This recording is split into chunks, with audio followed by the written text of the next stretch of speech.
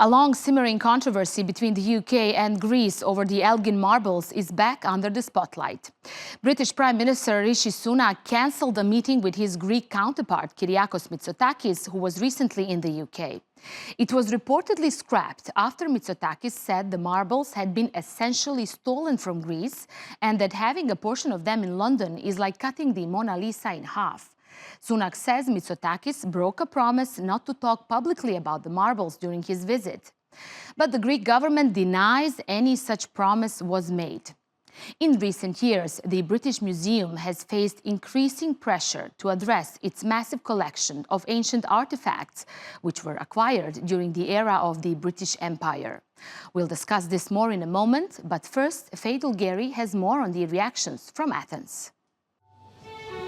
The British and Greek Prime Ministers were meant to hold talks in London last week, but in an unexpected twist, Rishi Sunak cancelled the meeting with Kyriakos Mitsotakis just a few hours before it was due to take place. Just out of the blue, this happened with no explanation whatsoever. I think that was not very respectful towards our relationship, towards our trade. We have a lot of Greeks in the UK. The UK and Greece always work together at all times. So I think that was just something that shouldn't have happened, but also something that reflects on the diplomatic ties of Greece and the UK. Ο κύριος Ρίση Σούνακ δεν ενδιαφέρεται για τον πολιτισμό και την παιδεία μετά από την απόφαση που πήρε να ακυρώσει τη συνάντηση με τον κύριο Μητσοτάκη. Γι' αυτό καταλαβαίνουμε ότι νομίζω ότι και ο ίδιος ξέρει ότι είναι λάθος να βρίσκονται τα γλυπτά, τα ελληνικά, σε ένα βρετανικό μουσείο. Δεν τη θεωρώ σωστή, γιατί έτσι κι αλλιώς είναι ένας αρχηγός ενός κράτους, οπότε πιστεύω ότι θα μπορούσαν να είχαν συναντηθεί χωρίς να γίνει όλο αυτός ο τόρος. Ωστόσο πιστεύω ότι αυτός ο τόρος ωφέλησε και τη δική μας πλευρά. Έγινε γνωστό το αίτημα που υπάρχει χρόνια τώρα για την επαναφορά των κλειπτών εδώ. Οπότε ελπίζω να γίνει κάτι προκειμένου να επιστρέψουν στην πατρίδα τους.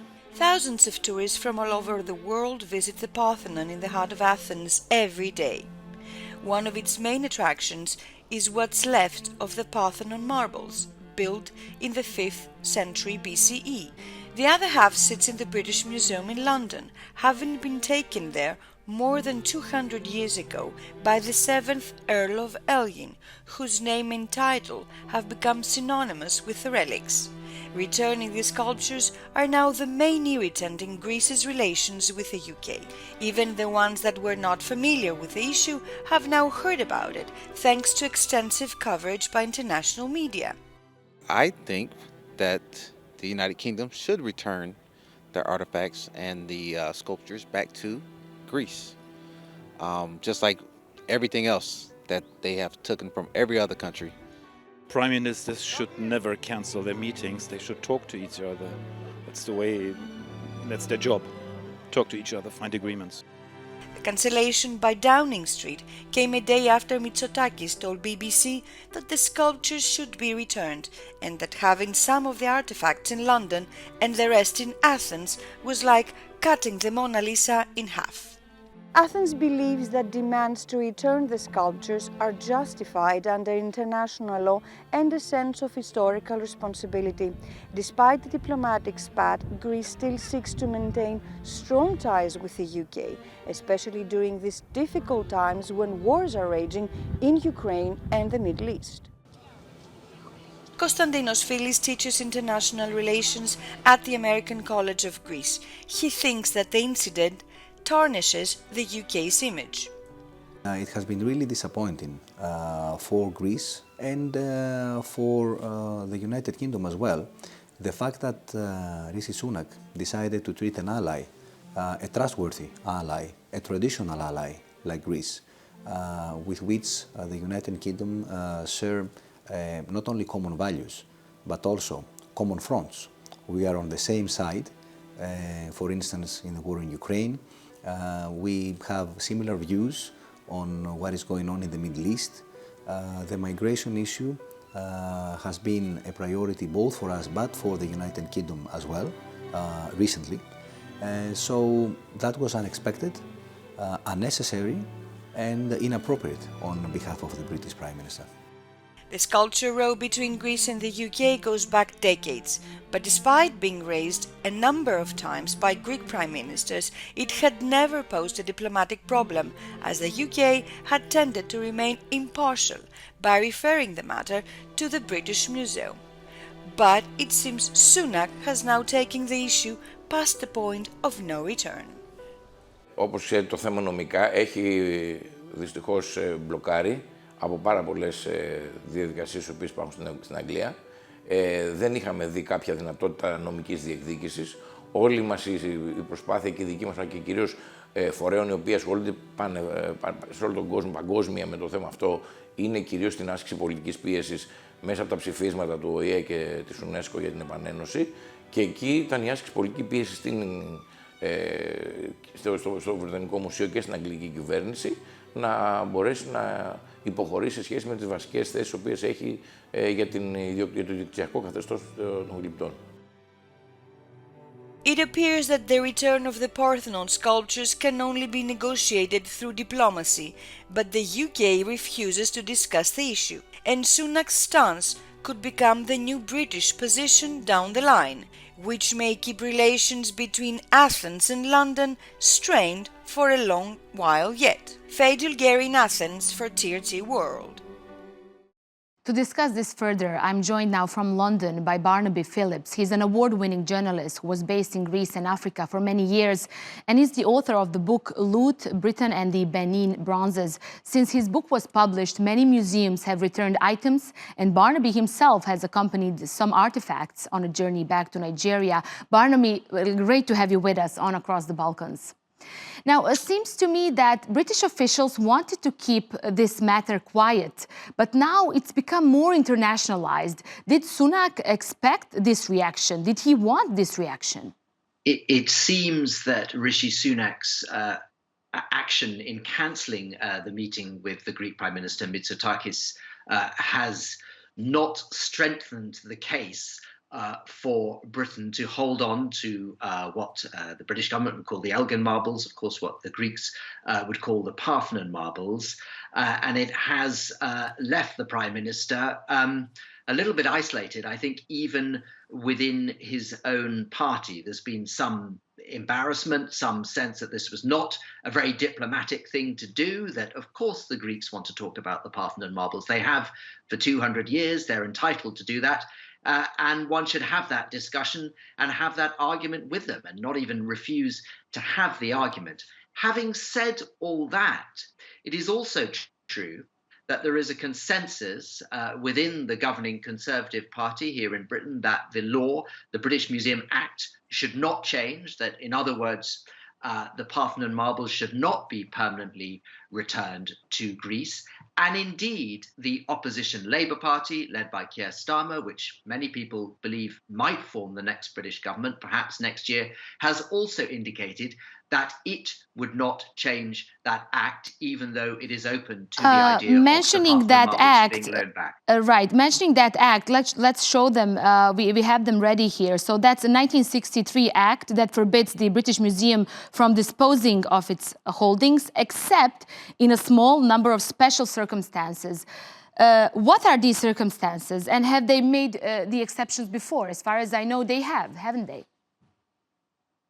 Yes, the circumstances, the exceptions to this act are very limited. If an object, say, for example, is an exact duplicate, well, that doesn't apply to the Parthenon Marbles. But it is true that the law has changed. It has been amended since 1963. So it's been amended. Exceptions have been made for human body parts, human remains. They are no longer confined by the act. The British Museum can give those back. And of course, the other important amendment was to do with loot that was taken by the Nazis during and around the Second World War. The British Museum can permanently return those objects. So, in other words, laws can change. They can catch up, if you like, with changing morality and ethics. Right. And this is what many people would like in this particular case. But it is not something which Britain's governing party is prepared to do. Exactly. The Prime Minister is not even ready to talk about it. Like one of the people that Fay interviewed in Acropolis in Athens said Prime Ministers should never cancel meetings because their job is to find agreements. Do you think we can expect Sunak to meet with Mitsotakis eventually and discuss the marbles one day? Well, I'd be very surprised if this issue did not occur again in discussions between Britain and Greece. Of course, one of the absurdities, if you like, of cancelling the meeting last week is that there are so many other issues which Britain and Greece ought to be talking about. They ought to be talking about immigration, about climate change, about the situation in Ukraine. And I think much of the criticism towards Rishi Sunak of cancelling the meeting was you're not going to talk about all of those important issues just because of these marbles. Now, of course, in Greece, the marbles are a big deal. They matter a lot at a popular level. In Britain, much less so. Indeed, most opinion polls show that the majority of British people, insofar as they think about the Parthenon marbles, believe that they should be returned to Greece. Right. Barnaby, your book has made a big difference since it's been published. And you personally, as I mentioned, accompanied some pieces back to Nigeria. What else has happened since your book was published? And what can we expect new regarding the artifacts that are still in British Museum? Well, I think there's been a much bigger change, and I can't attribute it merely to my book. There are much bigger social changes underway in how countries in not just Britain, but Germany, France, the United States, Portugal, the Netherlands, Belgium, the former colonial powers, if you like, look back on the colonial period and specifically perhaps look at ethnographic objects and objects in those museums which were taken under circumstances today that we're uncomfortable with. My book was about the Benin bronzes, which come from Nigeria. Now, they are a relatively black and white case, if you like, because they were taken by a British military expedition in 1897, and the circumstances in which they were forcibly taken are very well documented. And there are other similar notorious incidents in British and indeed French and other European colonial histories, say places like Magdala in Abyssinia, Kumasi in the Gold Coast, Abomey in the Benin Republic. Now, these are the relatively black and white cases where many Western museums are saying, all right, we ought to give these objects back. Not the British Museum, significantly, and we've talked about the own legislation which constrains them, but many other museums are in the process of looking at how they can give these objects back. But that does not cover the majority of objects which were taken during the colonial period. And those objects, it is much harder to be morally certain about the circumstances under which they were taken. Typically, perhaps there may have been a financial transaction.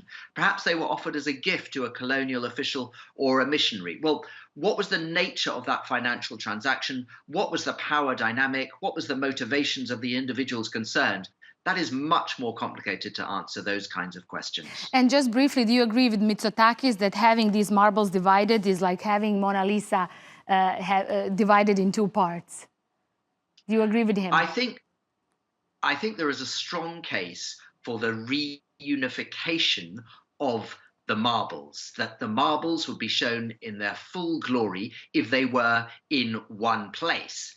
Well, that begs the question, should they all be in London? Posing that very question, the answer to it, I think, seems a bit of a stretch to argue that they should all be in London. Well, if they're not in London, where should they be? Athens is the obvious answer. Barnaby, thank you for being our guest on Across the Balkans. My pleasure. And that's it for this week. Thanks for watching. See you next time from me and the whole team here in Istanbul. Bye-bye for now.